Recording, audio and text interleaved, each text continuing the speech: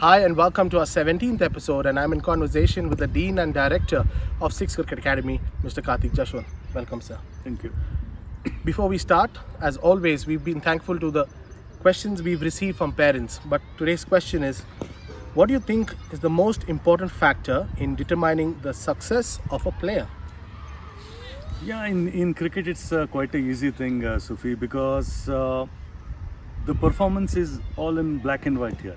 So if a player has to succeed, he has to perform, and it is unlike football or a hockey or some games where only the scorer's performance is gauged or a goalkeeper's performance is gauged. Whereas here in this game of cricket, everybody's performances are recorded. How many wickets you get and how many runs you score. So I think it just leads to that. And I really don't know the intention of this question or what is the background of this question. Probably the viewer must be asking as to how does a player succeed. Like I told, one is the performance. The second thing is the God-given talent. If you have that God-given talent in that particular sport or any art which you take up, and backed with tremendous hard work. A lot of people have been blessed with that talent, but they don't do the hard work, or they don't put in the hard yards which is expected from the sport. If there is that talent which is given, and if you back it up with tremendous hard work, I think the player is bound to succeed.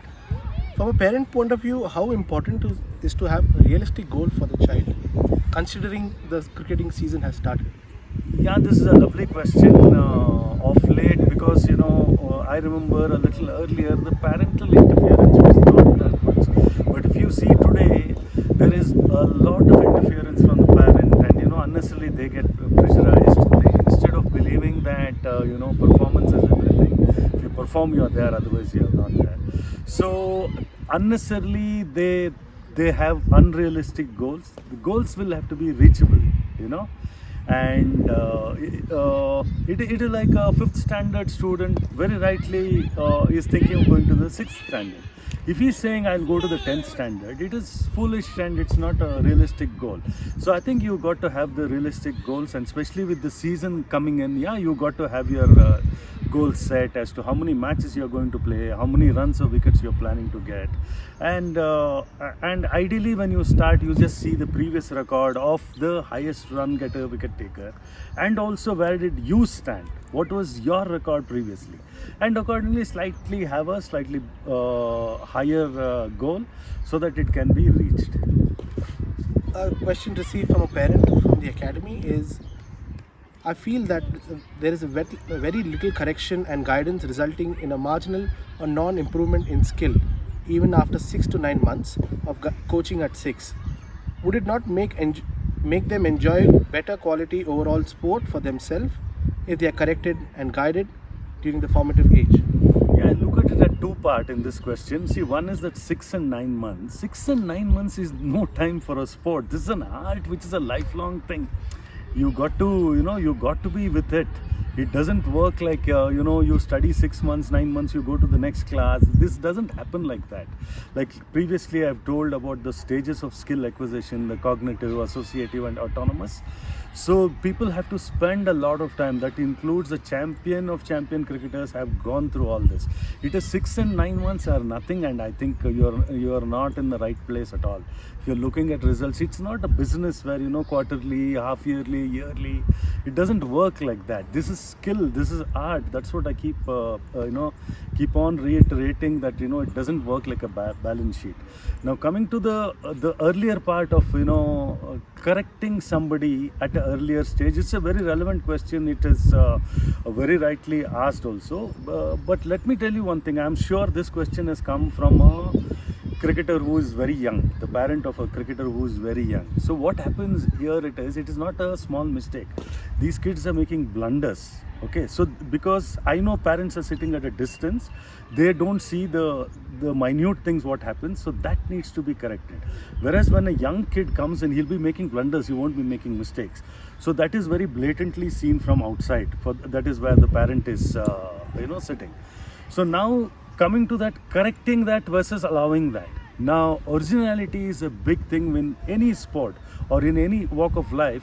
If the originality is maintained, that is your best chance to succeed, especially in a sport. So by correcting him at a very early stage, now maybe you're hitting at the bottom of originality. Originality is a big thing for success. So, and all these blunders, not even mistakes which are happening, it is happening because of lack of strength, because the child has started the sport very early. So all this on its own will sort out. Once the kid gets that strength, this problem will be sorted.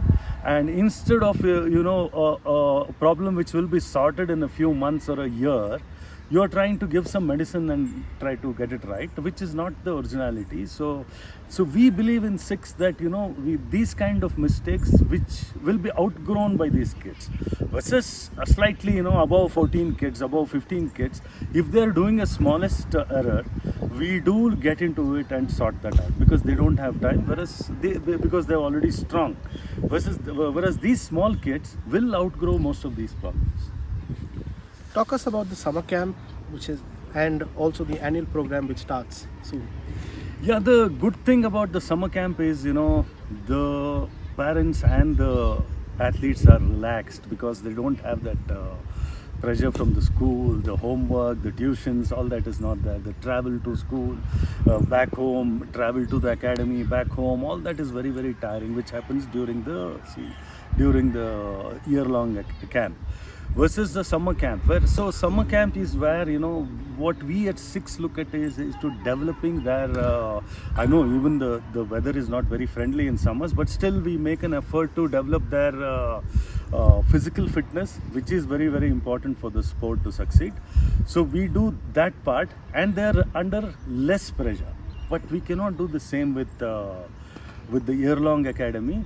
So I advise the parent to see, it is all about balancing life skills. It is balancing studies and sport. You got to balance these things. If you learn the art of balancing studies and sport, I think you're learning a great thing. If you're able to balance your life skills, I think that's a great learning in itself. So obviously, yes, during the year long there will be a lot of focus on studies, which rightly so. I think you got to spend a lot of time on studies, and you got to keep going with this sport. So what happens here is, see, in an academy like ours, when an athlete comes, even if he's spending 2 hours, he's doing something or the other in those 2 hours. Versus most places, because they're all space constrained, they go for 2 hours, they bowl for 20 minutes, they bat for 20 minutes. Rest of the time they do nothing. So that is not good practice. If you're there, you got to be doing something, and I think that is what we take care, and that is our strength. So that way, even if you're doing just 2 hours of cricket in the year-long academy, where the focus is also on studies, or mainly on studies, I think if you're spending 2 hours and doing something or the other in those 2 hours, I think you're on a good wicket. Also, coming into that, do you think parents should take up another sport in the annual season? The annual season, summer would be ideal, because there is so much time on hand. Whereas, like I just told you, in a year-long academy, the child has got to go for tuition, school, homework, and sport. And where is the time for another sport?